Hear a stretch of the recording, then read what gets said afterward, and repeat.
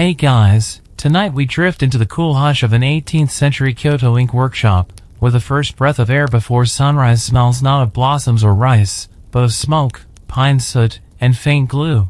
You stand barefoot on the worn wooden floor, wrapped in a cotton kimono that still clings to last night's damp. Outside, the city is barely more than shadow and mist, but in here, the day has already begun, quiet, exacting, and slightly sticky. You're not just making ink. You're keeping a centuries-old tradition alive by sheer muscle memory, ancestral whisper, and stubborn patience. The kind of patience that means starting your day grinding soot by hand, with the rhythmic pressure of stone against stone, the same way your great-grandmaster did when Kyoto had more samurai than street cats. So, before you get comfortable, take a moment to like the video and subscribe, but only if you genuinely enjoy what I do here. And tell me where you're listening from, city, country, and what time it is where you are. Now, dim the lights, maybe turn on a fan for that soft background hum, and let's ease into tonight's journey together. You lift the lid off the ceramic soot jar, and the smell greets you like an old friend who's both comforting and vaguely toxic. This soot came from slow-burning pine, carefully curated twigs from the deep Kisa forests, harvested only during the driest weeks of late autumn. You crush it gently between your fingers. It's finer than powdered sugar, and almost soft, like a secret. The light hasn't reached the paper screens yet, but you're already at the mortar, hunched over, grinding. This soot is what gives Sumi its depth, that deep black that somehow shimmers with blue and violet undertones if the angle's just right. And no, it's not the same as modern ink. Today's pens spit out chemicals. This is ink with a soul. Ink that remembers. Behind you, someone yawns. Maybe it's the apprentice. Maybe it's a memory. Hard to tell when you've worked the same room for 15 years. Even your bones feel like part of the architecture, creaking in the same rhythm as the rafters overhead. Your hands move without thinking. You scoop out exactly 3 pinches of soot, add a whisper of rainwater collected in ceramic bowls left out overnight. Historians still argue whether those bowls were necessary for spiritual purity or just a clever excuse to skip hauling well water at dawn. You know the answer but don't share it. Secrets keep the trade sacred. The air is already warming slightly. As you grind, the paste thickens, slow, black, and glistening like oil from a mythological creature. You press down harder, circular, then scrape the mortar sides with a lacquered spatula worn smooth at the edge. The goal is a mixture that holds form but bends a touch. A contradiction in consistency. One of the older artisans walks past behind you. His wooden sandals click gently.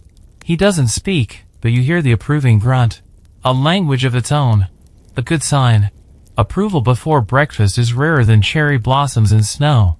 In a side alcove, a kettle begins to hiss. Someone will bring tea, scalding hot, bitter, no sugar. You'll take a single sip and forget the rest until it's cold. You don't stop grinding. Funny thing about soot, it carries stories. This batch might have been collected from temple burners, or theater torches used in last month's kabuki performance. One rumor even claims the best ink comes from the ashes of old love letters, though no one admits to trying it. The closest anyone got was that one weird apprentice who kept crying while he worked. He didn't last long. You finally set the mortar aside, wrists aching. Time to prepare the gelatin. But that's another ritual, and this morning, you let yourself enjoy this one small triumph, the paste gleaming perfectly in the amber light now beginning to filter through the washy windows. The workshop groans as the roof settles above you. Outside, the sky lightens to lavender. But here, inside your quiet kingdom of soot and stone, the day is still holding its breath. You reach for the hardened glued block with fingers still dark at the creases from soot. It's brittle and amber, translucent like aged candy, except it smells like boiled hooves and silent regret. This isn't just any glue, it's nikawa, rendered from the skins and bones of deer, oxen, or fish, depending on who you ask and how much money they have. You slice off a chunk with the same knife you've used since your first year. The blade's not sharp anymore, but it obeys you out of habit. As the pot begins to steam, you drop the glue in. The smell rises immediately, sharp, animal, unmistakably medieval. You wince, even now, though you've made peace with it. Well, mostly. There's a reason the other apprentices used to call the glue pot the ghost bath. When you stirred it too fast, it hissed like it was answering back. The water doesn't boil. It mustn't. You keep it hovering just beneath, watching as the glue dissolves into a syrupy sheen. The steam curls around your face, fogging your vision and your thoughts, like incense in a temple that forgot what god it was built for. Back at your table, the soot paste sits patiently, waiting. And now the real alchemy begins. You take your bamboo ladle, dip just a little of the glue mixture, and add it to the soot. Stir. Pause. Add more. Stir. This isn't cooking, it's coaxing. You're not combining two things, you're convincing them to fall in love under pressure. Every batch behaves differently. Maybe it's the weather. Maybe it's the ghosts. Maybe it's that you had a fight with your cousin last week and the ink is still holding a grudge on your behalf. Historians still argue whether the ink's mood truly shifts with the maker's spirit, or if that's just old wives' lore passed down by calligraphers who drank too much plum wine. You'd argue too, if you weren't too busy proving it true every morning. You stir until your shoulders burn. The mixture thickens, darkens, and sighs. And that's the moment you know it's ready. You fetch the mold from the drying shelf, a long wooden block carved with intricate symbols, cranes, waves, kanji verses praising perseverance. The mold itself is old, passed down like an heirloom, and kept in a silk wrap when not in use. You check its crevices for dust with a horsehair brush and breathe warm air across its surface like whispering a promise. The ink paste goes in carefully, pressed in with firm, rhythmic motion. You hum under your breath, something tuneless but essential, the kind of sound that doesn't need melody because it knows the timing of your soul. When the mold is full, you take a sheet of mulberry paper and gently press it across the top. The fibers cling to the paste, pulling up just enough to give the surface its subtle texture. A signature no forger can replicate. Once, an official came from Edo trying to crack the recipe. Wore fine silks and carried a scroll of licenses and threats. He left with 2 ink sticks and no answers. What he didn't know was that even if you handed him every ingredient, every instruction, it still wouldn't matter. The secret isn't in the steps. It's in the stillness. You wipe your hands on a linen rag blackened with months of memory. The mold will now sit for hours, maybe days, depending on humidity. There's a drying room for that, and someone will take it there soon. Not you. Your part is done, for now. You stand slowly, knees creaking, and step back from your bench. The light has filled the room now, soft gold and muted through the paper walls. Another artisan is already setting up at the next table, nodding once in your direction. No words, but in this place, nods carry entire conversations. His says, "Good mix today." Yours says, "Took long enough." You step outside for a breath. The air still tastes of winter, but the promise of spring clings to the breeze. You smell chestnuts roasting 2 streets over and hear a peddler hawking hair combs. Life continues in neat parallel to your world of soot and glue. And still, in the quiet hush before lunch, you realize something simple and strange. You've made ink. Not just black goop. Not mass-market pigment. Ink that monks might use to copy sutras. Ink that a poet might weep over. Ink that, a century from now, could be the only trace left of someone's heart. Not bad for a pot of glue and a handful of charcoal, right? Back inside, the scent of glue still hangs in the air like an unsent letter. You wash your hands in a basin that's seen better decades, watching black rivulets swirl like ink dragons down the drain. Your fingertips are raw, but that's expected. You've learned not to think of them as yours anymore. They belong to the work. The next task is quiet, repetitive, and wholly essential, watching the molds rest. You step into the drying chamber, a room so still it feels like a held breath. The floor is lined with woven mats, the walls insulated with straw and plaster. Dozens of molds rest on low shelves, wrapped in cloth, as if napping. The humidity is controlled not with modern sensors, but with charcoal braziers and the old man who reads air like a monk reads omens. You sit on a stool near the corner, rubbing your knees and pretending not to listen as the elder shuffles past, adjusting the airflow by shifting one brazier a few centimeters. His face is unreadable. He might be deciding if today's batch will dry in 2 days or 4. Or he might be wondering what's for lunch. Hard to say. He's been here since the last shogun, or so he claims. As you monitor your molds, the scent of cedar mingles with the glue and soot. Every so often, you gently tap the side of a mold, listening for hollowness. A practiced ear can hear whether the ink inside has begun to set. You think you hear it sigh, just faintly. Or maybe it's the floorboards. Here's the strange part, the weird, quiet drama no one talks about. During this drying phase, anything can go wrong. A shift in temperature. A mouse running across the shelf. Even a misplaced breath. The ink can crack, warp, or bubble. You've seen whole batches ruined by a single sneeze. Historians still argue whether this fragility was a flaw or an intended design, a built-in test of the maker's humility. Once, your master told you a story. During a harsh winter, an apprentice, eager, brilliant, too proud, sealed off the drying room to trap the warmth. His entire batch molded over, every stick spoiled with green bloom. He left the next morning. No one mentioned his name again, but you sometimes find his initials scratched faintly into the baseboard. A quiet apology, maybe. While you wait, your mind drifts. You think about the Bodhisattva woodblock print that hangs near the main workroom, the one you bowed to this morning without thinking. It's an old ritual, mostly symbolic. Still, some say the ink behaves better if it's been blessed. Others just enjoy having someone to blame when things go wrong. Your knees ache, so you shift position.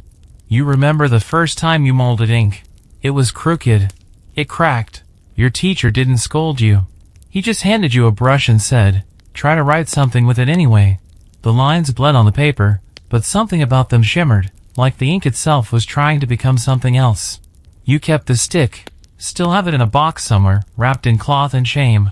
Eventually, you're called back into the main workshop. The sun is higher now, slanting across the tables. Someone's brought in fresh shavings of hinoki wood. The smell makes you feel 8 years old again. You pass by one of the senior artisans sculpting an ink stick into a custom shape, a slender dragon curled around a moon. You nod. He grunts. That's practically a hug. You sit back at your station, where a fresh block of ink from a previous day now awaits polishing. It's set properly. No cracks. No mold. You breathe a quiet sigh of relief and begin. With slow strokes, you sand the surface using ultrafine paper made from persimmon fiber. The goal is shine, but not gloss. Think moonlight on still water, not a lacquered bowl. Too shiny and it looks cheap. Too dull and it feels unloved. There's a sweet spot only your fingers can sense. You whisper to the stick as you polish. You're not sure why. Maybe because it's listening. Maybe because you are. Ink is weird. It starts as something chaotic, burned wood, boiled bone, and ends as order, poetry, lines that shape ideas into permanence. The process should be louder. But it isn't. It's all whispers and pressure and waiting. And just enough friction to remind you you're still alive. Outside, a cart rumbles by. You hear a boy laughing. For a moment, you think of leaving the workshop, of selling ink in the market, or moving to Edo, or quitting entirely and becoming a tofu merchant. Then you look down at the stick in your hands. It's not just black. It's alive with violet hues, breathing light, impossibly smooth. You stay. You're holding the mold now. Warm from the shelf, still faintly fragrant from the cedar box it rested in overnight. This batch has cured well. No cracks, no bubbles, and when you release the ink stick from its carved cradle, it gives a soft pop, like a lid lifting off something sacred. There it is. Jet black, matte with promise, edges still bearing the fine lines of the mold's carvings, waves folding into kanji, clouds embracing a phoenix. You run your thumb along the surface. Smooth. Cool. Solid. Not bad for charcoal and glue and some nervous prayers. You've made another one. You bow, not theatrically, just a shallow dip of the head, as you always do at this step. Then, almost instinctively, your eyes lift to the wall above your station.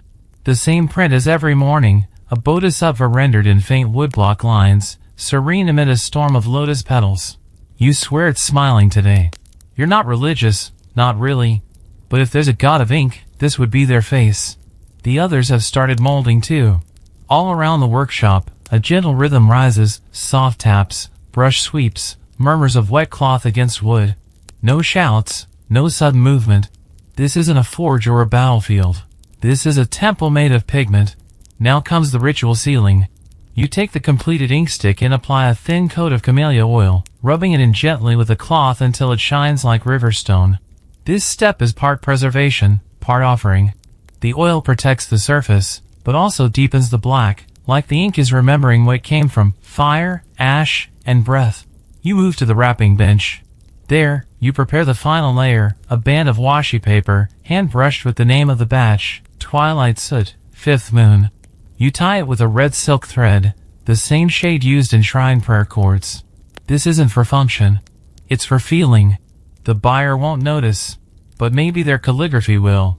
Across the room, one of the older artisans is humming a tune you don't know, but recognize anyway, probably sung by his master, and his master's master before that. That's the thing about this work, it's not just passed down in techniques. It's passed down in gestures, habits, music. You don't just inherit the skills. You inherit the ghosts. You set the finished stick onto the presentation tray and wipe your hands. It's ready. This one will be delivered to a monk at the northern temple who's copying sutras for a pilgrimage. You wonder if he'll notice the faint scent of the camellia when he first unwraps it, or if he'll just assume that's what holiness smells like. Another tray waits. This time, for a custom commission, a high-ranking merchant who wants his name etched into the side, along with the family crest, 3 pine needles in a circle. He's paying enough to keep the entire workshop fed for a week. You consider whether the ink will carry the weight of his arrogance when it hits the paper. As you carve his crest with your finest blade, your thoughts wander to that one poem, ink from the soul stains deepest. Your teacher used to mutter it when polishing particularly tricky batches. You thought it was metaphor. Then one day, you watched him cry while grinding an old stick. Said it belonged to someone he loved. Never told you who. Historians still argue whether personal emotion can actually influence ink quality, whether a tear in the glue mix changes consistency, or whether it's just romantic nonsense. You believe it. You felt it. Some batches resist. Some flow like they want to be written. You blink and realize the crest is done. Perfectly symmetrical. The kind of work that only comes from deep thought or complete distraction. Time for the blessing. Not mandatory, but tradition. You carry the tray to the alcove with the shrine, the same woodblock bodhisattva framed in faded indigo silk. You light a single stick of incense, murmur a line from the Heart Sutra under your breath, and place the ink sticks gently in front. No grand gestures. No bell ringing. Just a quiet moment with the past. You return to your bench. Someone has left a cup of barley tea by your tools. Lukewarm now, but appreciated. You sip, and the bitterness grounds you. The day isn't over.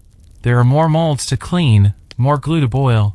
But you pause, just for a second, letting your eyes rest on the finished batch, 20 perfect sticks, lined like sleeping soldiers, each one waiting to become something more. And that's the quiet drama of it. Not the making. The waiting. You step into the drying room again, but this time it's not for work, it's for curiosity. There's something about the air in here today. Drier than usual. Cooler. The braziers have been adjusted. Someone's been fiddling with the vents. Maybe Tanaka again. He's always chasing some mythical perfect condition, as if the ink cares about decimal humidity. Still, you admit, it feels good. You glance down the row of shelves, eyes grazing over the resting molds. But what really catches your attention isn't the ink sticks. It's the folded paper at the far end, near the edge of a windowsill. A poem, maybe? Someone's prayer? You walk over casually, hands behind your back like a monk trying not to seem nosy. The paper is pale cream, soft to the touch, and the brushwork is delicate, an amateur's hand trying to mimic mastery. But what draws you in is the message. A simple verse. If I could be soot, I'd cling to your breath. No name. No seal. You look around. No one's watching. You slide the paper into your sleeve. There's an old rumor in the workshop that love letters used to be smuggled inside drying molds, folded tight and left between ink sticks, carried away in trade crates to Edo or Nagasaki. Of course, no one talks about it openly. Not now, in these days of tight schedules and tighter lips. But the stories persist. You remember another one, an apprentice who once fell for a dye maker's daughter. She'd leave indigo-stained ribbons between pages of drying paper. The affair ended with a public scolding and a smashed water basin. But the ink that year was said to be the most luminous in decades. Historians still argue whether emotion affects pigment adhesion. You're starting to see the case for yes. You walk back to your station, still feeling the faint warmth of the poem tucked in your sleeve. You don't smile, not outwardly. But the ink seems to. Later, during mid-morning pause, you sit in the garden behind the workshop, a quiet square with mossy stones and a koi pond that contains exactly one fish. The fish is probably older than you, probably smarter too. You sip barley tea and nibble at your salted plum, pretending not to notice the sideways glance from the junior apprentice who just walked by with a blush too red to be from steam. You pretend harder when you spot the faint trace of camellia oil on her sleeve. The same scent used to polish the ink sticks. Which you definitely didn't mention to anyone. especially not to her. Back inside, a customer arrives. Not just any customer. A scholar from Edo with a face like folded paper and fingers stained permanently with ink. He walks with a cane and doesn't speak unless directly addressed. But when he does, it's always in perfect 575. He wants to see the new seasonal batch. You present him your latest work, 10th Moon Blend, heavy on the soot, light on glue, finished with rice ash glaze. He lifts a stick, sniffs it, then draws a single arc in the air with it, as if testing its destiny. He buys 6. As you wrap them, he leans in and murmurs, "Ink like this makes paper confess." You don't respond, because honestly, how do you respond to that? You bow him out. When the door slides closed, you exhale like someone just left with part of your spine. Someone says you're lucky. You nod, but your thoughts are still with that arc in the air, something between a stroke and a sigh. Work resumes. The molds are now almost empty. The shelves clear. It's cleaning time. You wash the molds gently, mindful not to scrape away the carved motifs. Some of them are centuries old, passed down, rumored to be designed by poets. One even bears the symbol of a fallen clan, the Tomo swirl of the Terra, long vanished, yet their ink mold lives on, whispering history into every fresh batch. As you scrub, you wonder how many secrets the molds hold. Whispers of love, traces of regret, bits of fingernails from apprentices too careless to keep their hands clear. You wipe the final mold dry and stack it with the others. The light has shifted again. Longer shadows now. A little warmer. You feel the poem still pressed against your ribs. Still unread. Still trembling. The bell rings. End of shift. You don't leave. Not yet. Instead, you sit at your station once more, take out your oldest brush, and grind a leftover stick from the morning. The ink is thick, heavy, beautiful. You take the poem out, place it beside you, and for no reason at all, you copy it, just once, onto a scrap of rice paper. Then burn it in the brazier, because some ink was never meant to last on paper, just in memory. The next morning begins before sound itself. You wake with the creak of floorboards and the faint smell of roasted barley that always seems to drift in from somewhere, though no one ever admits to making breakfast. The air is colder today, enough to make your joints mutter, and your breath goes briefly across the paper windows. The workshop hasn't stirred yet, but you're already walking toward it, sandals soft against the stones. Today's task is sacred, polishing and packing the batch that's been commissioned by a daimyo from Kanazawa. The order came weeks ago, by a scroll stamped in red lacquer and written in a script so refined it may as well have bowed at you. 20 ink sticks. Custom mold. Each pressed with a poem the Lord himself composed, Rain from the Mountain, still warms the heart. You're not allowed to laugh. You didn't. But someone did. And they're still on roof cleaning duty. You enter the main hall where the finished sticks are laid out like offerings. You inhale. There it is again, that impossible scent. Pine smoke, camellia, time. You run your hand just above the line of ink sticks, not touching, just feeling the air bend around them. These are perfect. Uniform in shape. Color like riverstone just after rain. This is the batch that might end up in an imperial display case. Or, just as likely, be forgotten in a lacquer box, tucked in a drawer by a board official who writes maybe one haiku a year and spends the rest of his time judging his concubine's calligraphy. The irony isn't lost on you. Still, you polish the edges gently, breathe warmth into the final seal, and press the artisan mark with the brass stamp you keep wrapped in silk. Your name, etched backwards in kanji, flares briefly in the low light, then vanishes under a thin coat of wax. Next comes the presentation box. This one's special, carved cypress, bound in hemp cord, and lined with indigo dyed cotton. You nestle each ink stick into its cloth bed like it's a sleeping child. There's something almost tender about the process, though no one ever calls it that. You tie the cord with a practiced knot and affix the tag. You pause before sealing it. That poem again. You open the lid, just for a second, and whisper it into the box, Rain from the Mountain, still warms the heart. You're not mocking it this time. You're breathing it in, letting it settle between your ribs. Maybe it's terrible. Maybe it's brilliant. But either way, it's his.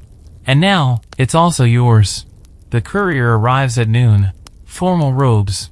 Wooden box on his back. He bows low enough that his forehead nearly taps the floor. You return the gesture with something more modest. He doesn't speak, only hands you the receipt and accepts the package like he's carrying a relic. After he's gone, the workshop feels lighter, as if a small storm has passed. You allow yourself 10 whole minutes to do absolutely nothing. You sit near the window, arms crossed, watching dust catch sunlight like gold. Then someone calls your name. A tray has arrived from Osaka. No letter, no return mark.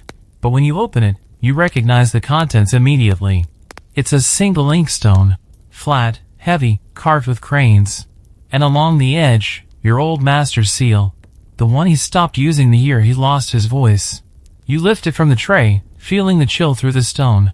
The basin is slightly worn, but the groove is deep and true. Someone's been using it. Inside the package is a single folded sheet of Gampi paper. No words. Just a pressed leaf. A ginkgo. You sit with it for a long time. The inkstone goes on your bench. Carefully. Reverently. You don't touch the leaf again. Just let it sit in its folds like a thought that hasn't figured out how to become language yet. That afternoon, you test the ink on a piece of washi so fine it practically floats. A single stroke. It glides. Not too thick. Not too dry. Just enough resistance to remind you you're alive. You don't write a poem. You don't need to. Historians still argue whether the inkstones used by masters held some mysterious memory, whether the grooves, once shaped by greatness, passed down a kind of wisdom. You don't argue. You just listen. And you swear, just faintly, you hear your old master's cough in the rafters. The light begins to dim. Lanterns are lit. You don't move. Your brush is still wet. And the ink? The ink waits. The clang of bowls signals lunchtime, not a bell, just the sound of ceramic tapping within that deliberate rhythm only hungry artisans develop. You rise slowly from your bench, knees murmuring small curses, and follow the others into the mess area, a raised platform near the garden, where everyone sits cross-legged and eats in near silence. Your meal is simple, as always, rice, pickled radish, and a small miso broth with tofu skins that look like melted paper. You chew slowly, watching the steam rise, not just from your bowl but from the heads of those around you, as if everyone's thoughts are gently boiling. Then the gossip begins. Not loud or cruel. Whispered. Careful.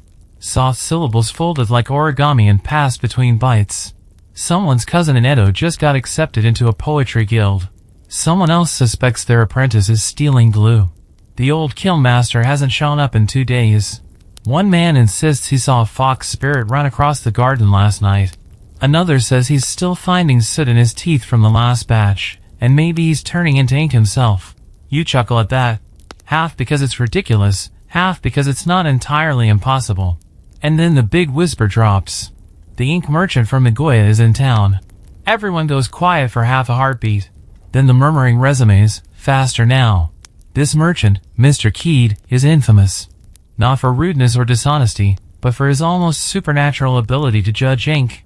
He can tell which tree the soot came from, whether the water was spring or well, whether the maker was angry, in love, or thinking about fish. Some say he once rejected a whole year's worth of ink from the Shikoku Guild because it lacked sincerity. Whatever that means. And now he's here. You don't ask questions. You just finish your soup and wipe your bowl. Back at your bench, you feel it. The tension in the air. The way brushes are held a little tighter. The sudden polishing of tools that were already spotless. Everyone wants to impress him, even if they say otherwise. You check your display tray. Just a few sticks left, but they're good ones, rich black, carved with plum blossoms. One of them has a swirl pattern that came out by accident when you mixed in a different batch of glue. But it looks deliberate. You decide not to mention that. He arrives mid-afternoon. You hear him before you see him, a voice like sanded wood, laughing gently at something someone said. When he enters, he bows just a little too low. A sign of calculated humility. He's older than you imagined. Tall, clean robes, hair tied back neatly. But what you notice most is his hands. Long fingers. No ink stains. No calluses. Just soft, practiced grace. He walks slowly around the workshop. Not touching anything. Just looking. Sometimes leaning in to sniff. Sometimes squinting. Once, he even tastes the edge of an ink stick. Just brushes it with his tongue. You nearly drop your tray. Historians still argue whether ink has a taste that can signal purity or if that's just eccentricity dressed up in silk. You lean toward the latter. but you're not about to try it. When he reaches your station, he doesn't speak. Just picks up the swirl pattern stick and holds it to the light. He tilts it left, right, then nods once. Not a bow, not a compliment, just acknowledgement. Then he places it back and continues down the row. You don't breathe again until he's 3 artisans away. Later, when the day winds down and everyone pretends not to talk about him, you find the swirl stick missing from your tray. In its place, a folded fan, painted with falling wisteria. No signature. No price. Just a symbol, a single red maple leaf, keyed. You wrap the fan in your sleeve without saying anything. When you return to your station, your apprentice is sweeping. She looks up, confused. You're smiling, she says. Am I? You reply. And then you get back to work, because ink waits for no one, not even merchants with magical tongues. The morning begins with prayer, not the spoken kind, not even whispered. It's in the way your fingers trace the edges of the finished ink sticks, in the careful knot you tie around each box, in the breath you take before sealing a package that will soon cross a mountain pass into another life. These aren't shipments. They're offerings. Today, several ink sticks are destined for a shrine in Nara. You've been tasked with preparing them, not because you're the fastest or most precise, but because you're quiet, and the quiet ones get picked for spiritual work. Or maybe because you're the only one who doesn't ask questions like, do gods care what kind of glue we use? You open the lacquered chest that holds the special wrapping paper. Not just any washi, this one's embedded with crushed mica and lotus fibers. It shimmers faintly, like dew on ash. You lay out the sticks, each carved with a different invocation: patience, stillness, rain, return. These aren't meant for calligraphy. They won't be ground on inkstones or swept across silk. These will be placed on altars, beside bowls of rice and bells and old coins. Burned sometimes, though not always. Sometimes just kept, their fragrance enough to summon memory. You rub a soft cloth along the edges, removing fingerprints that aren't there. Then you nestle each stick into its box. Box is made of paulownia wood, which is so light and so silent it's said to carry no past. Each box is tied with mizuhiki, twisted paper cords, white and gold. The knots are intricate, symbolic. You've learned to make 5 patterns, each for a different kind of blessing. Today's knot is called Awaji Musubi, no beginning, no end. As you tighten the loop, you remember the story your master once told. A prince, long ago, who used sacred ink to write a letter to his dead mother, buried it under her pillow in the family shrine. Decades later, the shrine priest claimed the ink hadn't faded. In fact, it had grown darker. Historians still argue whether certain ink formulations resist decay. Some say it's the tannins in the glue. Others say it's grief. You finish the wrapping and place the boxes into a larger crate padded with rice straw and cloth. The courier who'll carry them to Nara is already waiting by the garden gate. He's young, serious, sandals too clean. You bow as you hand over the crate. Be careful, you say. He nods, hoisting the box as if it contains glass. In a way, it does. After he leaves, you stand for a moment, watching the path he takes disappear into the morning fog. There's something about shrine orders. Something that tugs at the ribs. Not pride. Not even reverence. More like recognition. You know this work may never be signed, never acknowledged. The gods don't leave thank you notes. But somewhere, someone will light a stick of incense, bow before an altar, and the air will be laced with your ink. Your soot. Your silent effort. Back inside, the workshop has shifted into the mid-morning rhythm, less ceremonial, more sweat. Molds clack, steam hisses, glue bubbles. Someone curses under their breath. The day continues. You stop by the carving bench, where a younger artisan is etching new mold designs into wood. You offer a suggestion: add a wave pattern to the border, curve it around the kanji. She nods, hesitant but intrigued. Why a wave? She asks. Because it moves even when it looks still, you say.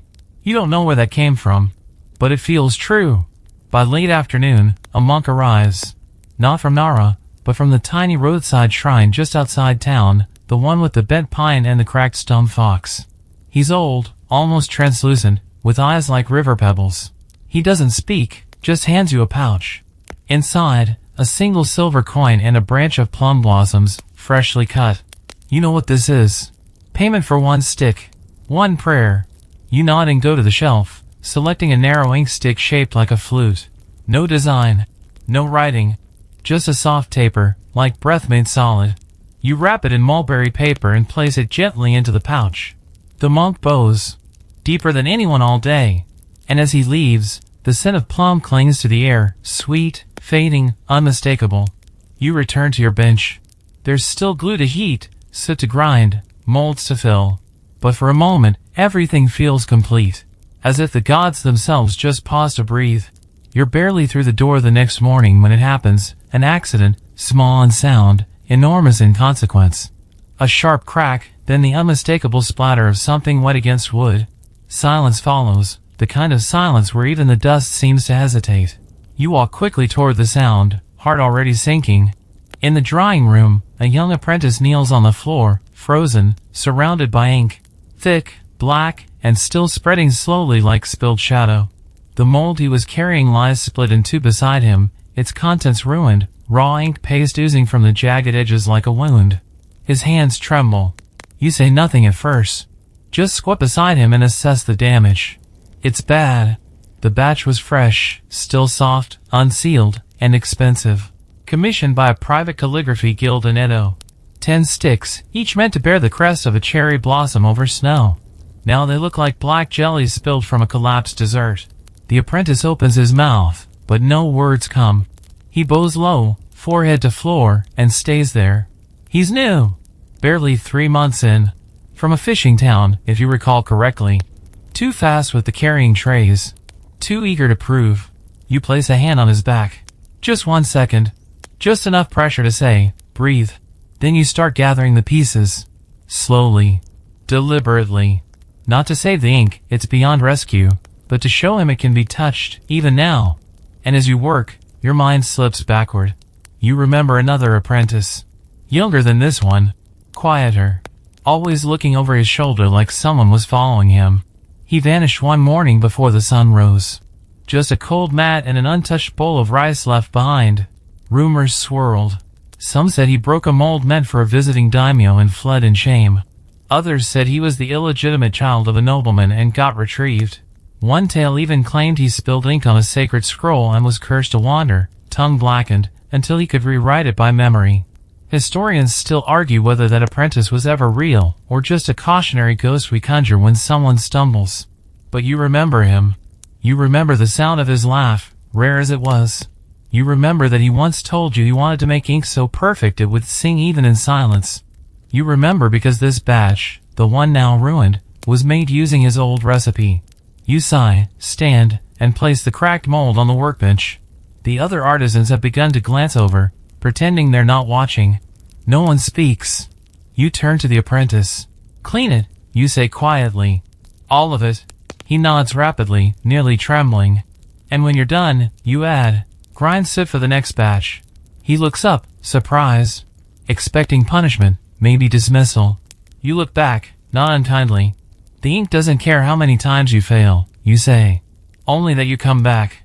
That evening, the room smells like vinegar and damp wood, the result of careful cleaning. The broken mold is set aside, not discarded. Not yet.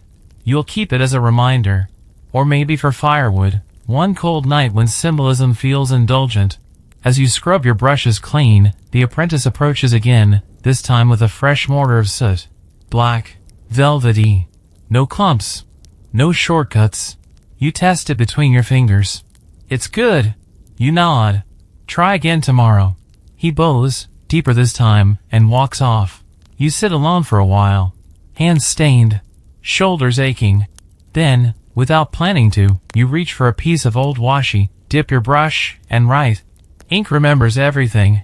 Even the hand that trembled. When it first began. You set the paper aside. Not for sale. Not for ritual. Not for praise. Just to remind yourself, there's beauty in what breaks. You lean over the mulberry washi and listen. Not with your ears, but with something quieter, something behind the ribs, maybe. The paper crackles just faintly as you smooth it out on the slab, like it's waking from a dream. You pick up the brush, freshly tipped with ink that took all morning to grind, and draw a single stroke. It sings. Not loudly. Not in pitch. But in feeling. The kind of feeling that prickles at your scalp, somewhere between nostalgia and recognition. The brush glides across the surface with no hesitation, and the ink bleeds just enough into the fibers, leaving that soft halo at the edge of every line. Not too dry. Not too wet. Just right. You pause. It's strange how you can hear paper. But you do. You always have. Some paper whines under pressure. Some gasps. A few even flirt with the brush, bouncing back just enough to tease your strokes wider. But this one weeps. Softly. Quietly. Like it remembers something it once held and never wants to forget. You continue drawing. Nothing grand, just test lines, curves, a few kanji characters that mean things like cloud, quiet, bitter tea. Each one blooms on the page like it was always there, waiting for you to reveal it. The ink is at its peak. The glue, the soot, the ratio, it all aligned. You smile. Historians still argue whether washi can carry emotional resonance, that the handmade fibers, soaked and pressed by human hands, somehow retain the spirit of the maker. Some say nonsense. Others point to monks who swear their sutras feel different depending on the mood of the paper. You lean toward belief. The apprentice watches you now, seated nearby with a smaller brush and his own square of washi. He's trying hard not to mimic your movements. But you can see it, the rhythm of his strokes echoing yours, just slightly delayed. It's like a conversation. You don't interrupt. He breaks the silence. Why do we test on washi when it's so expensive? You shrug, still moving your brush. Because cheap paper lies. He grins, slightly crooked. You've won him over. You finish the page, then carefully set it aside to dry. The edges curl just a little, normal for this type. You press them flat beneath a lacquered board and turn to inspect the inkstone. This one is carved from slate so fine it whispers under your touch. A gift from a potter years ago. You only use it when the ink feels sacred. Today qualifies. Beside it lies a brush made of goat hair. Soft, forgiving, but sharp when guided with care. You twist the bristles gently and rinse it in a bowl of tea water, then hang it to dry. Then you reach for the box. A black lacquered case, small and unassuming, tucked in the back corner of your station like a sleeping truth. Inside are 12 ink sticks, each older than the apprentice by at least a generation. You only test with these once or twice a year, just to remind yourself what excellence sounds like. You take out one, slender, weighty, carved with moon phases. You grind it slowly on the slate, the scent of aged camellia blooming in the air like incense. The ink it creates is different. Deeper. Softer. Not darker, but more intentional, as if it chooses where it go on the paper. You test it on the washi again. This time, the paper doesn't weep. It holds its breath, as if waiting. And then, release. A single kanji, kyoku, memory. You don't write another. You simply sit there, brush dripping, as the ink dries. The room has gone quiet. Even the fire seems to crackle more gently, as if it too understands something sacred just happened. You close the box. The apprentice speaks again, voice lowered. Did you make that stick? No, you say. But the man who did taught the man who taught me. He nods, solemnly. Then, think I'll ever make one like that? You glance at him. No. He blinks. But, you continue, you'll make something different. Something only you can make. He considers that. Then picks up his brush again. Outside, the wind shifts. You smell plum blossoms. Spring is turning the corner, even if the mornings are still cold. You roll up the finished test sheets, tuck them into your satchel, and stretch your back. It pops twice, your bones keeping time with the seasons. You leave the inkstone out. Let it cool on its own. You've heard that's how it dreams best. The sun's just starting to break through when you slide open the storage cupboard, the one with the old lock that never quite clicks shut. Inside, stacked high like ancient scrolls and secrets, are the ink recipes. Not written on paper, oh no.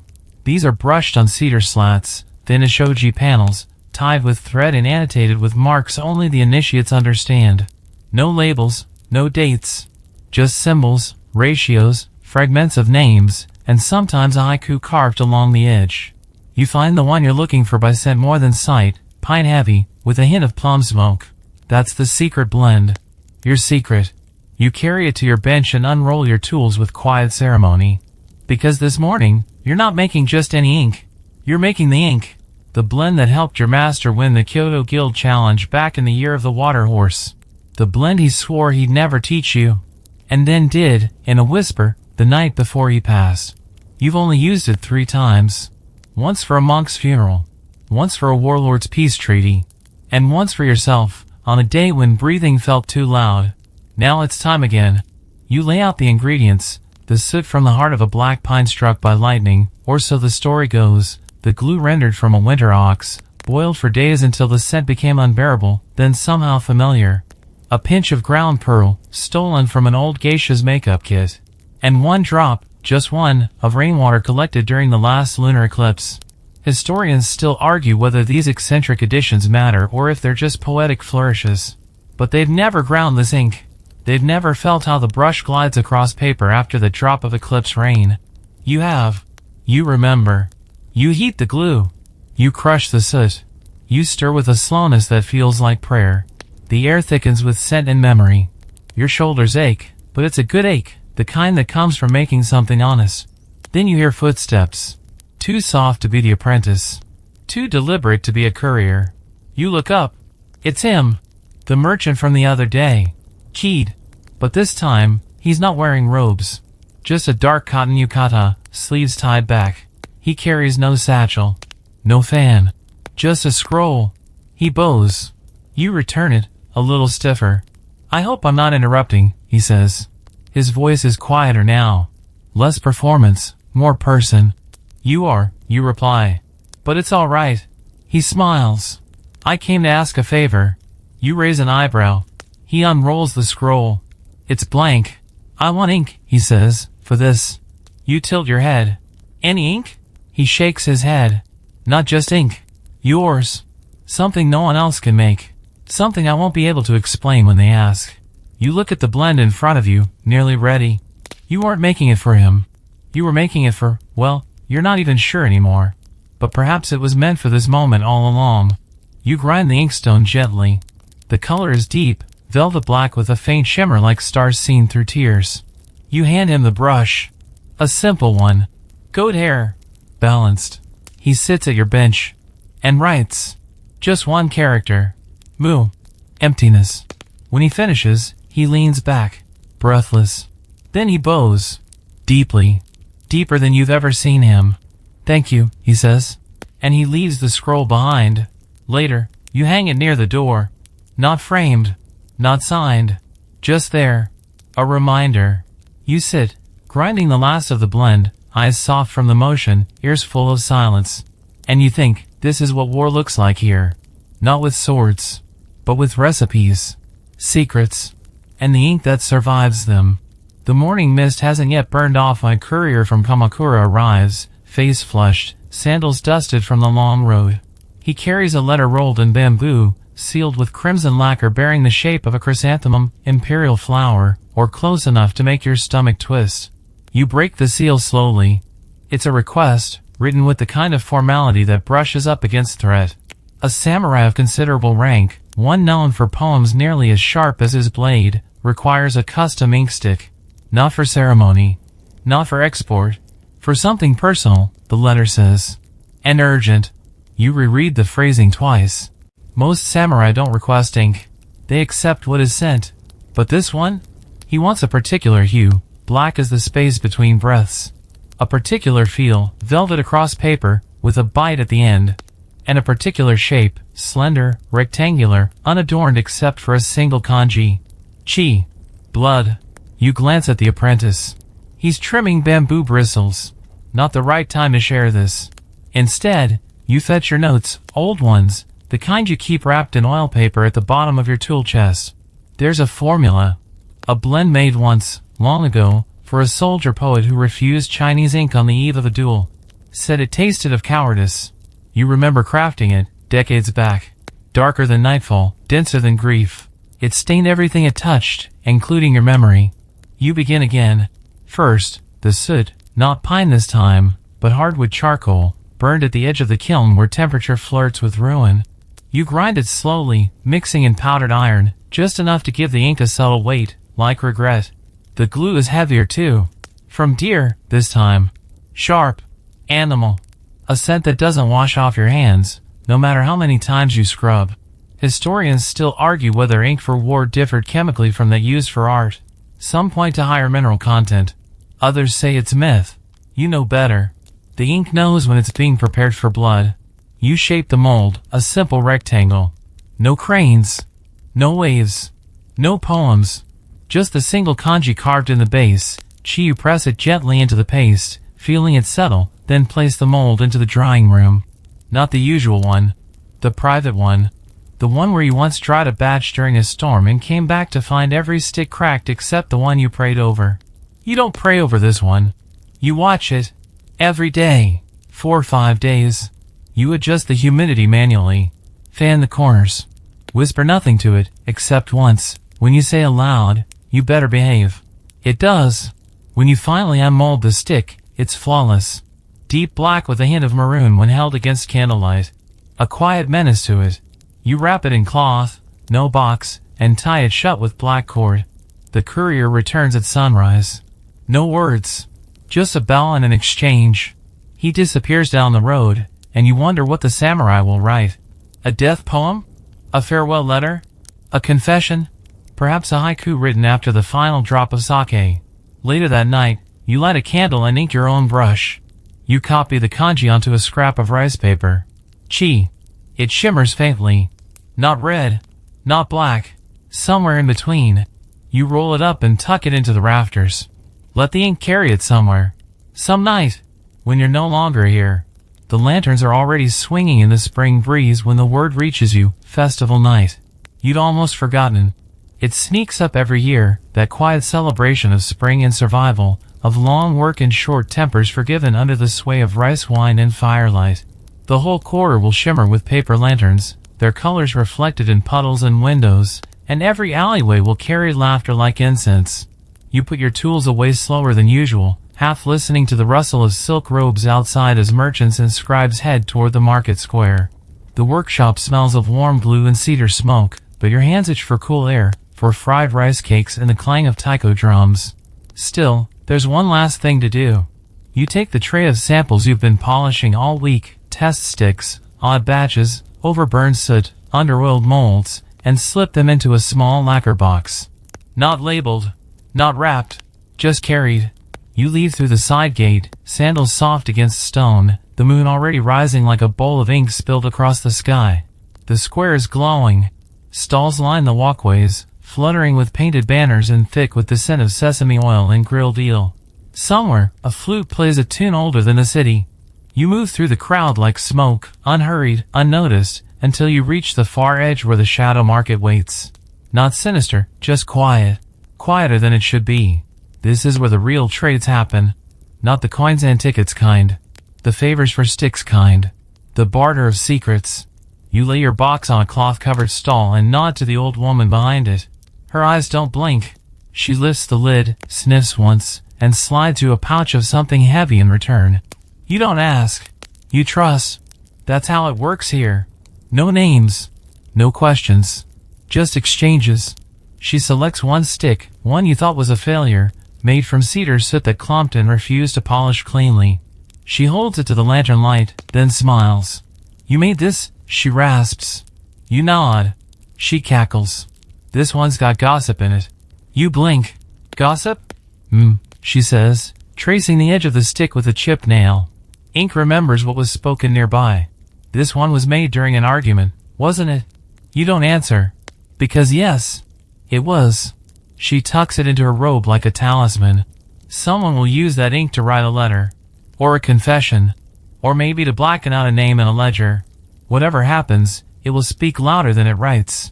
Historians still argue whether ink carries the emotion of its making. Some dismiss it as superstition. Others have read love letters that bled from the page even when written with perfect form. You believe the old woman. She slides you a rice paper envelope. Inside, an invitation. Tomorrow. A private gathering. Buyers with discerning eyes. Calligraphers from the inner court. A chance to present not just sticks, but yourself. You feel your heart thrum like a drum hidden beneath your ribs. You bow. Deeply. When you return to the square, the lanterns are dimmer, and the flute has faded into laughter. You pass a group of children chasing fireflies, their shadows dancing across the stalls. One stops and points at you. Are you the ink man? You pause. Maybe.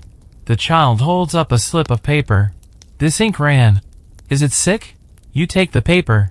The writing is faint, the lines bleeding at the edge. Too much water. Too little glue. You smile. No, you say. It's just crying. The child nods solemnly. Accepts the answer. You walk back to the workshop beneath a sky thick with stars and the faint smell of burnt sugar. At your bench, you unwrap the invitation again. The wax seal bears no name. Just a brushstroke, one perfect, deliberate arc. The kind of mark that changes everything. The rain comes overnight, soft but steady, the kind that doesn't announce itself with thunder but settles in like an old friend who forgot to leave. By dawn, the workshop smells like damp wood, mold-thick air, and cold regret. You step inside and pause. It's quiet, too quiet. Then you see it. The drying shelf near the back wall, your most recent batch, glimmering faintly under a fine layer of moisture. Not just humid. Wet. You rush forward. The molds are sweating, their edges dark with absorbed rain. The ink sticks, still fresh, still soft, have begun to warp, curved at the edges. Small cracks spider through the surfaces like veins of betrayal. You touch one. It sticks to your finger and leaves a smear. Gone. All of them. Weeks of work, preparation, and rare soot, ruined by an inattentive door or an ill-fitted window frame. You don't curse. You just stand there, fingers clenched, listening to the soft plip-plip of a leak overhead. Your apprentice appears behind you, eyes wide. He opens his mouth. Stops. Smart. He knows this is not a moment for words. You kneel slowly, lifting one of the ruined sticks, holding it up to the light. The surface glistens like an inked page just before it smudges. You try to turn it over, but it breaks in two. Historians still argue whether early Japanese ink was ever waterproofed, or if this vulnerability was considered part of its purity. After all, the more fragile the tool, the more careful the hand that must wield it. You gather the broken sticks, laying them gently in a wooden tray. They're useless now, but you can't throw them out. Not yet. Not until you've mourned them properly. That afternoon, you light a brazier in the garden and burn them. One by one. The soot curls up into the gray sky like old breath finally released. The flames crackle as if whispering apologies. The apprentice stands beside you, silent. You hand him the last stick. Say something, you murmur. He swallows. Then whispers, "Thank you for almost existing." You nod. Later, as the fire fades to ember, you walk back inside. The air is thick with failure, but not defeat. Ink doesn't give up. It evaporates, darkens, smears, stains, but it never disappears. Not really. You open your supply drawer. Start again. You choose a different soot, cedar this time, from the old batch, sharp and fragrant. A more forgiving glue. You begin stirring before the water even finishes heating. Your fingers move like they know the rhythm, even if your heart is somewhere else. Halfway through, you stop. The mold you intended to use, the one with the phoenix motif, is warped. The rain got to it too. You hold it up, turn it in the light, and notice something strange. On the inside of the mold, scratched faintly in the wood, a signature. Not yours. Not your master's. A name you don't recognize. Perhaps a previous owner. Or perhaps someone who had a message for the next hand to find. It reads, "I failed once too." You blink. Smile. You fetch another mold. This one's never been used. Still smells like raw cedar and possibility. As you pour in the new batch of paste, your apprentice appears again. "Why not use the same design?" he asks. You glance at the phoenix mold, now leaning against the wall. "Because that one's already lived," you say. "This one deserves a first breath." Outside, the rain lightens to a mist. Inside, the workshop feels warmer. You cover the mold, set it to dry, and press your palm against the shelf as if to seal it in place with your own weight. You whisper, "Hold steady." It does. For now. The next morning arrives on tiptoes. No crows, no footsteps, not even the usual groan of the wood beams shifting above your bed. Just light, thin, pale, almost unsure of itself as it filters through the shoji and settles on your cheek. You rise slowly. Everything aches. Outside, the stones are still wet from the rain, and the scent of moss clings to everything, walls, sleeves, breath. You move through the garden path like a ghost returning to a familiar haunt, stepping around puddles that reflect a sky uncertain whether it wants to be blue yet. Inside the workshop, it's quiet, and on the center bench, Resting exactly where you left it is the new ink stick. You approach it cautiously, like it might vanish if you're too loud. You touch it. Solid. Dry. Uncracked. You smile. A phoenix may have fallen, but in its place, something smaller. Simpler. A stick with no carvings, no flourishes, just the memory of your hands and its shape. You lift it to your nose. Yes, cedar soot and camellia oil, just as you intended. But there's something else now. Something like calm. You place it on the testing tray. You know who it's for.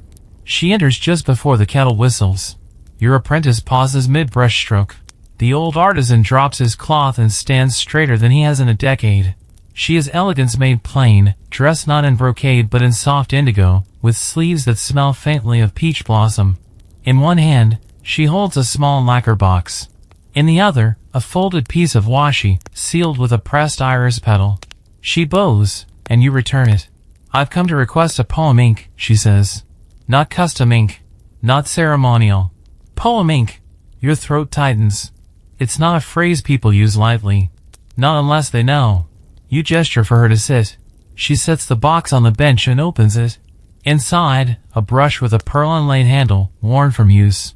And a small cloth bundle which, when unwrapped, reveals an inkstone already blackened with years of sorrow and effort. You know it before she says it. "My husband's," she says softly. You nod. You remember him. A customer once. A poet sometimes. A dreamer always. "He wrote with your ink," she says. "And now, I'd like to write with it too." You take the stick from your tray, the plain one, and set it before her. "No crest?" she asks, tilting her head. "No," you say. "It doesn't need one." She smiles gently. You watch as she pours a few drops of water into the inkstone, begins grinding in slow, deliberate circles. The sound is soft, soothing, like a lullaby humming from the stone itself. The ink thickens, darkens, ripples.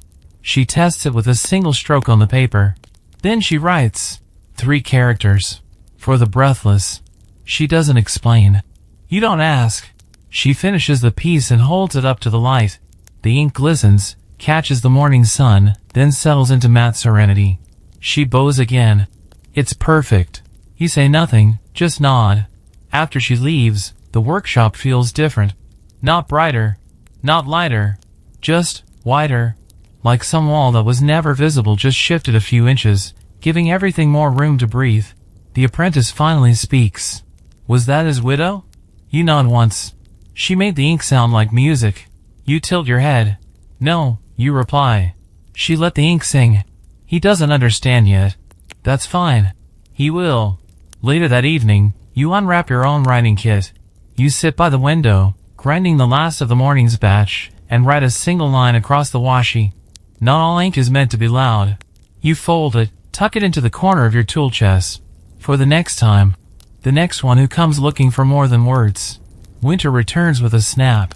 One morning, you wake to frost dusting the windows, inkstones so cold they sting your fingers, and a silence outside so sharp it feels like glass. The breath you exhale clouds instantly. You tuck your sleeves tight and move slowly, as if even your joints have questions about the season's sudden return. Inside the workshop, the cold has crept in like a stray cat no one invited. The glue has stiffened, the soot clumps where it should sift, and your brushes shiver on their hooks. You warm your hands over the brazier, its coals barely glowing. No one speaks. Even the apprentice has given up humming. Today, the work is less making, more enduring. You stoke the fire. You reheat the glue. You regrind soot that had already been sifted once before. Everything takes twice as long. Nothing behaves. And in that quiet war against the elements, your body begins to betray you. The pain starts in your knuckles, a subtle throbbing as you grind, then spreads through the wrist and up the arm like a cold river carving stone. You pause. Shake your hand. Continue. An hour later, your grip falters. The ink brush slips. It lands across a fresh stick you just unmold. A thin smear of black arcs across its face like a scar. You curse softly. Not in anger. In frustration. In fear. This isn't just one bad day. You know the signs. The ache that lingers. The fingers that no longer close all the way. The morning stiffness that doesn't melt, even with steam and tea. You don't say anything. Instead, You sit at your bench longer than usual at night, just looking at the tools you've worn down into extensions of yourself, at the shelves that once felt taller, at your hands, calloused, stained, cracked, once sure as a river, now trembling at the banks. Historians still argue whether the ink artisans of the Edo period have retirement rituals or simply faded into silence. There are no records of farewell feasts, no poems announcing the final batch. Most simply disappear from the scrolls. You wonder what you'll do. Outside, the snow begins. Fat flakes drift past the paper screens like forgotten paper cranes. You rise, slowly, and fetch a small brazier from the storage shelf, one you haven't used in years. It's for emergency batches, those you finish in haste, on the edge of frost or flood, when deadlines outweigh dignity. You place it beside your bench, just in case. Then you sit again. This time, instead of preparing new ink, you lift the box of old sticks, those you'd meant to save for someday. The ones from your master. The ones you made the year your father passed. The one stick you crafted during a fever and never dared to test. You select that one. It's lighter than you remember. Smooth, unblemished, with a faint curve in the body like a reed bent by river wind. You grind it gently. The scent that rises is strange. Not unpleasant, just unfamiliar. It's like remembering a dream you never had. You dip your brush and write a single character. Cower. Fracture. The stroke falters slightly at the end. Your wrist won't hold the pressure. You smile anyway. Because in the broken line, there is still beauty. Still story. Still you. The apprentice approaches, holding a mug of barley tea in trembling hands. He says nothing, just sets it beside you. You nod, your thanks unsaid but loud. You look at him closely. His hands are steady. His eyes alert. There's clay under his nails. Good. Later, when the room is dark and only the embers glow, you whisper into the rafters. Soon. And though no one answers, the inkstone sighs in agreement. It happens without warning, his final breath. Not yours. His. The master of glue. The one with fingers like rope and eyes that hadn't truly blinked since the Meiji calendar was still a rumor. The one who knew how to boil deer tendon without gagging and could tell the age of an ox by the smell of its collagen. He had a cough for months, everyone heard it. But no one asked. Not because they didn't care, because they were afraid the answer might come true. He died on a Tuesday, in his sleep, on the bamboo mat he kept beside the fire pit. Hands still stained with last night's batch. A pot of half-cooled glue sitting nearby. You were the one who found him. You didn't scream. You didn't even gasp. You just stood there and whispered, "Ah, so that's how you go." He looked peaceful. But of course he did. He always looked that way, like the world's noise passed through him without echo. The workshop didn't close. It couldn't. Orders don't wait for morning. The brazier still needed tending. The ink still needed breathing. But there was a silence that fell like a curtain. Even the brushes seemed heavier. You burned incense. Not at the shrine, but in the glue room. He would have preferred that. The smell rose up sharp and bitter, and someone, probably the apprentice, taped a small piece of washi to the wall. One character. Shinobu. To endure. To remember.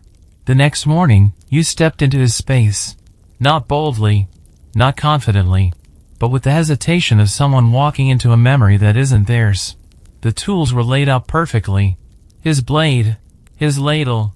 The silk cloth folded precisely 3 times. His apron still hung from the peg, its hem blackened with glue and ash. You picked up his recipe board. The one he never let anyone touch. At the top, etched faintly, was a date you recognized. The year you arrived. The day you failed your first mold. Next to it, a symbol you didn't know. You grind the old city left in the mortar, so fine it rises like breath, like whisper. You boil the glue exactly as he did, slow, no lid, stirring only counterclockwise. You mix the batch, hesitant, and it does something strange. It thickens faster, as if it remembers the shape of his hands. Historians still argue whether ink can carry legacy, not just method, but memory. If a student's hands, moving in the rhythm of their teacher, can pull something deeper from soot and glue. You believe it now. You pour the paste into his mold. It's an old one, chipped at the corner, carved with 3 mountain peaks and a falling moon. You don't bother trimming it clean. You let the edge stay uneven. When it dries, 3 days later, it is unlike anything you've made. Not smoother. Not darker. Just truer. You grind it onto his inkstone. Write one word. Arigato. Thank you. You press your stamp in the corner. Then, without thinking, carve a second seal beside it. His. You remembered it from an old stick he once made. 2 hands, open. Later that week, the apprentice asks if he can help prepare the glue. You hand him the ladle. Be patient, you say. He nods, focus. You don't tell him that the ladle was the old master's. You just watch his hands learn the rhythm. That night, when the workshop is empty, you sit beside the shrine. You light incense. And say nothing. Because some farewells are best spoken in the language of steam and soot and silence. You wake to news, quiet, urgent, folded into the morning steam rising from the tea kettle. A petition. Drafted by townsfolk. Written, they say, in ink so bold it bled through 3 layers of parchment. Signed not with stamps but with brushstrokes, each one deliberate, each name a kind of resistance. It was delivered to the magistrate's office at dawn. No one knows who wrote the actual words, but everyone knows who made the ink. You. You don't flinch when they tell you. You just keep slicing the persimmon on your breakfast plate. But your apprentice watches you closely, as if waiting for you to say you regret it. You don't. It wasn't a secret. The request came from a quiet woman with eyes like scorched paper. She brought her own inkstone, her own brushes, her own parchment. She only asked for one thing. An ink that doesn't forgive. You gave her a batch from the cedar mix, the one that came out a touch too thick, too dark. Ink that refused to fade, that clung to fibers like truth. You didn't ask what she was writing. You knew it didn't matter. Ink has a way of speaking louder than its maker. By midday, the town square is full of murmurs. The magistrate has fallen silent. No more patrols. No more sudden taxes. His banner no longer flies from the court gate. They say it's temporary. They say he's reviewing complaints. They don't say what was in the letter. But one of the artisans from the pottery district stops by your bench. He doesn't speak, just places a jar of pickled plums on your table and bows. Deeply. You accept without comment. Because this isn't about thanks. It's about pressure. Ink is, after all, pressure made visible. Historians still argue whether individual craftsmen ever shaped policy in Edo-era towns. Most say the power belonged to merchants, officials, guild heads. But every so often, a document surfaces, unnamed and signed, yet unmistakably hand-forged by those who work in silence. You spend the afternoon at your bench, grinding a new batch, this one for a calligraphy student who wants something gentle. You smile as you stir the glue. Not all ink bites, you tell the apprentice. Some just whispers firmly. He laughs. A real one. It sounds good in the workshop. Better than glue boiling. Later that evening, a girl arrives. Barefoot, carrying a sheet of washi folded like a secret. She's no older than 12. She holds the paper out to you with both hands. I copied the letter, she says. Before they took it away. You unfold it carefully. The brushstrokes are untrained but passionate. The language is precise. Accusations layered with poetry. It ends with, "We do not beg. We remember." You nod, then fold the paper again and hand it back. "Keep it," you say. Ink lasts longer than fear. She bows and disappears into the dusk. That night, you sit alone at your bench, surrounded by the quiet weight of drying ink sticks and the smell of fresh camellia. You write a note. Not to anyone in particular. Just to the day. The magistrate blinked. You fold it, slide it into the drawer beneath your inkstones, and smile. Because while others debate politics with speeches and steel, you'll keep doing what you've always done. Stir glue. Grind soot. And make the ink that shapes the world when no one is looking. You stand at the back of the workshop, alone, brushing dust from a long-forgotten shelf when you find it. A box. Unmarked. Not lacquered, just bare Paulownia wood, faded and worn smooth like something made for utility and then kept for sentiment. You open it, expecting scraps, perhaps old tools, maybe a failed stick someone didn't have the heart to throw away.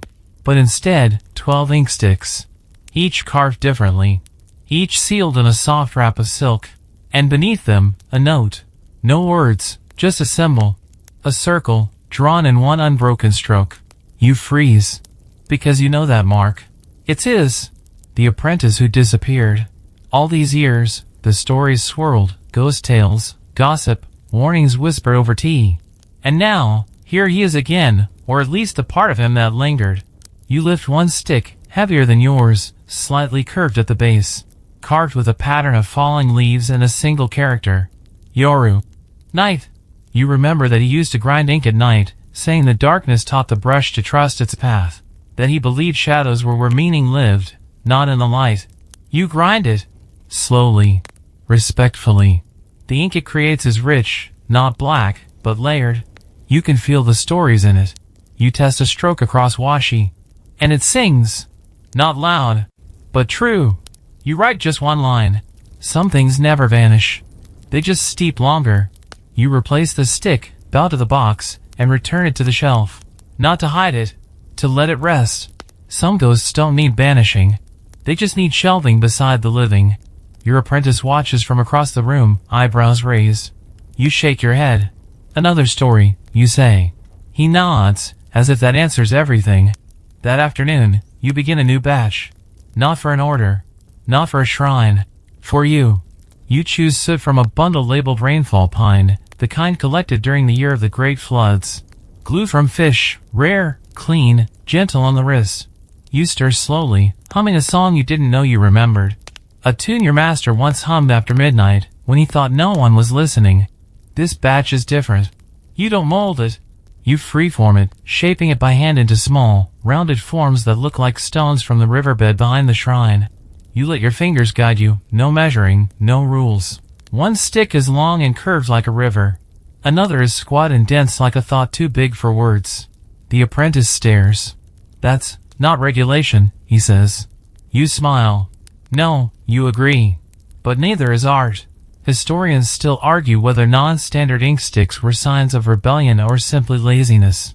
But anyone who's touched one knows the truth. Sometimes shape is just another language. You wrap the batch in plain cloth. No crests. No names. Just ink for those who ask without speaking. That night, as you clean your station, you take a final glance toward the shelf.